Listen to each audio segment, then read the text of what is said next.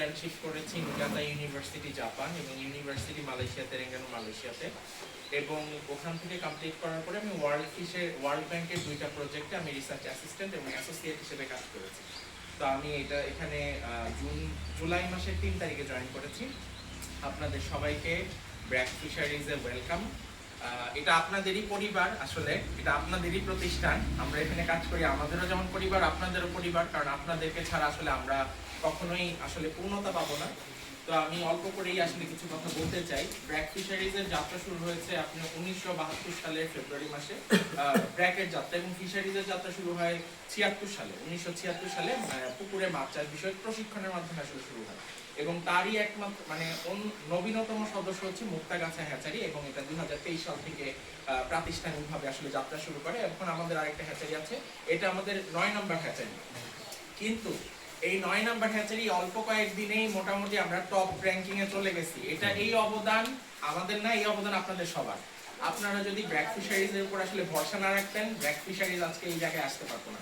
আমরা ধন্যবাদ জানাতে চাই আপনাদের সমস্ত খামারিদেরকে, আমাদের এখানে যারা কাজ করে তাদেরকে আমি ধন্যবাদ জানাতে চাই, আমাদের সেলস টিমকে, তাদের অক্লান্ত পরিশ্রমে আজকে আসলে আমরা এখানে আসছি। তো আমি প্রথমেই আমার একটা পার্সোনাল এক্সপিরিয়েন্স, আমার ব্যক্তিগত অভিজ্ঞতা শেয়ার করি। আমার মা প্রায় 20 বছর ধরে আসলে চাষের মাছ খেতে পারেন না, মানে চাষের মাছ উনি খেতে পারেন না।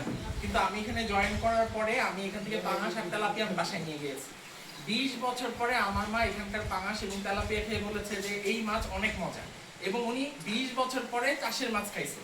তার মানে মাছের কোয়ালিটি কতটা ভালো হলে যে একটা মানুষ, আমরা ঢাকায় থাকি, ওখানকার মাছ চিনি পছন্দ করেন, কিন্তু 20 বছর পরে এখানকার মাছ খাওয়ার পরে এখনো আমাকে বলে যে বাসা আসার সময় আমার জন্য পাঙাশ আর তেলাপিয়া নিয়ে আসবে।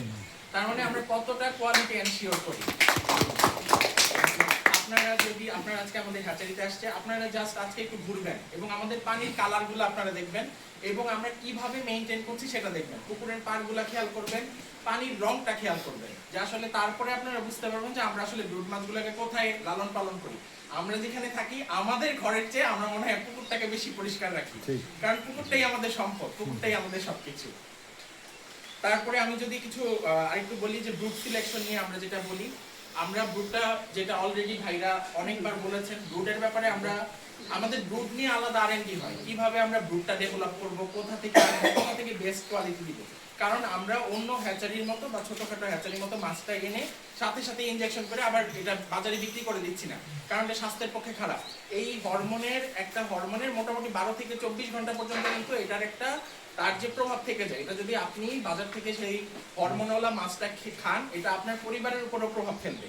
তো সেই মাছটাকে আমরা কিন্তু ব্র্যাক, আপনি যদি দেখেন আমাদের এখানে আমাদের যে ব্যানারটা আছে ওখানে লিখবেন ব্র্যাক ফিশারিজ এন্টারপ্রাইজ, নিচে লেখা এ সোশ্যাল এন্টারপ্রাইজ। এই সোশ্যাল এন্টারপ্রাইজ মানে হচ্ছে একটি সামাজিক প্রতিষ্ঠান, যার মূল উদ্দেশ্য ব্যবসা করা না, যার মূল উদ্দেশ্য মানুষের সেবা করা। তো আমরা এখানে ব্র্যাক ফিশারিজ আসছি মানুষের সেবা করার জন্য, অন্যের ক্ষতি করে না। তো এই যে হরমোনওয়ালা মাছটা যে বাজারে বিক্রি করছে, এটা মানুষের ক্ষতি হচ্ছে, আমরা সেই কাজ করি না। আমরা আমাদের ব্রুড মাছটাকে রেয়ার করে এবং সেটাকে খাবার জন্য শুধু অনেক ধরনের মেডিসিন বা অনেক ধরনের প্রোবায়োটিক্স আমরা ইউজ করছি। এবং আপনারা জেনে খুবই আনন্দিত হবেন, নতুন আমরা একটা ন্যানো সেলিনিয়াম ব্যবহার করছি, যেটা মাছের ব্রুড ডেভেলপমেন্টে অনেক কার্যকরী। এগুলোর দাম অনেক টাকা, সেগুলোর হিসাব করলে আসলে আমাদের রেনুসাদ যাবে না, কিন্তু আমাদের মূল উদ্দেশ্য মানুষের সেবা করা, তাই টাকা না, আমরা কোয়ালিটিতে বিবেচনা করি। ব্র্যাক কখনোই কোয়ালিটির সাথে কম্প্রোমাইজ করে না। তো ভাই যেটা বললো, হ্যাঁ আমাদের কিছু ল্যাকিংস আছে, ভুল হয়, আমরাও মানুষ, আমাদেরও একটা দায়বদ্ধতা আছে। এবং আরেকটা মজার বিষয়, মজার নাই, আসলে আমরা কতটা আসলে ডেডিকেটেডলি কাজ করি। আমাদের কিন্তু এই যে ম্যানেজার ভাই, ওনার কোনো শুক্রবারে ছুটি নেই, উনি কিন্তু চাকরি করেন কিন্তু কোনো শুক্রবারে ওনার ছুটি নেই। 365 দিন মানে 365 দিন ওনাকে এই হ্যাচারিতে থাকতে হয়। ছুটি নিতে হলে 2-3 দিনের জন্য ঈদে কিন্তু বাসায় যেতে পারে না। কেন? কার জন্য? নিজের জন্য। আপনাদের কোয়ালিটি একদিন যদি না থাকে কোনো একটা কমপ্লেইন আসবে, সেই কারণে উনি ওই কারণে ওনার আমাদের অফিস শুরু হয় 7টায়, কিন্তু আমরা দেখা যায় 6টা বাজে থেকে উঠি, পায়চারা করি, আশেপাশে ঘোরাফেরা করি, রাতের 8টা নাই 9টা নাই, আমাদের কিন্তু অফিস চলতেই থাকে। কিন্তু এটা আসলে আমাদের কিন্তু চাকরি ডেসক্রিপশনে লেখা নেই, কাজ কারণে, যাতে আমরা কোয়ালিটিটা মেইনটেইন করতে পারি। আমরা আমাদের দিক থেকে সর্বোচ্চ চেষ্টা করছি। এবং আপনারা কিভাবে বুঝবেন, কিছুদিন আমরা রিসেন্টলি আমরা একটা পাঙাশের রেণু উৎপাদন করা নিয়ে কাজ করতেছি। পাঙাশটা আগে আমাদের ছিল না, আমাদের টেকনিশিয়ান ভাই অনেকদিন চেষ্টা করছিল না। আমি জয়েন করার পরে আমার টেকনিশিয়ান ভাইয়ের সাহায্যে, ম্যানেজার ভাইয়ের সাহায্যে আমরা রিসার্চ পেপারগুলো পড়ে নতুনভাবে বৈজ্ঞানিকভাবে কিভাবে পাঙাশটা করা যায় এবং বর্তমানে কিভাবে করছে সেভাবে করে আলহামদুলিল্লাহ আমরা সফল হয়েছি। এবং সফল হওয়ার পরে আমরা আমাদেরকে অনেক চাষি ফোন দিছে যে আমরা পাঙাশের রেণু নিতে চাই, আমরা পাঙাশের রেণু, কিন্তু যদি আমরা লাভের কথা বিবেচনা করতাম আমরা কিন্তু পাঙাশের রেণু বিক্রি করে দিতে পারতাম, কিন্তু আমরা পাঙাশের রেণু বিক্রি করি নাই। আমরা কিন্তু আমাদের পুকুরে চাষ করতেছি কারণ দেখার জন্য আমাদের উৎপাদিত পাঙাশের রেণু গ্রোথটা আসলে কেমন, নিজেরা না বুঝে আরেকজনকে দেওয়ার উদ্দেশ্য আমাদের নাই। তার মানে এখান থেকে আপনারা বুঝতে পারেন যে আমাদের টাকা না, মানুষের সেবা বা উন্নয়ন করাই আসলে আমাদের মূল উদ্দেশ্য।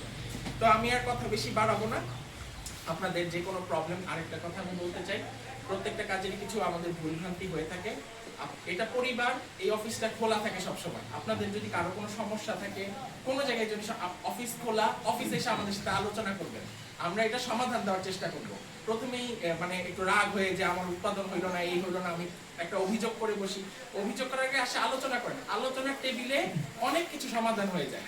কিভাবে এটাকে সমাধান করা যায় আমরাও শিখি, আমরাও জানি যে আমাদের ভুলটা কোথায় হয়েছে। তো সবাইকে অনেক অনেক ধন্যবাদ আজকে এখানে আসার জন্য। আপনাদের এত ব্যস্ততার মাঝেও সবাই আমাদের এই ব্ল্যাক ফিশারের জন্য দোয়া করবেন, যাতে আমরা বছরের পর বছর মানুষের সেবা দিয়ে যেতে পারি। আসসালামু আলাইকুম।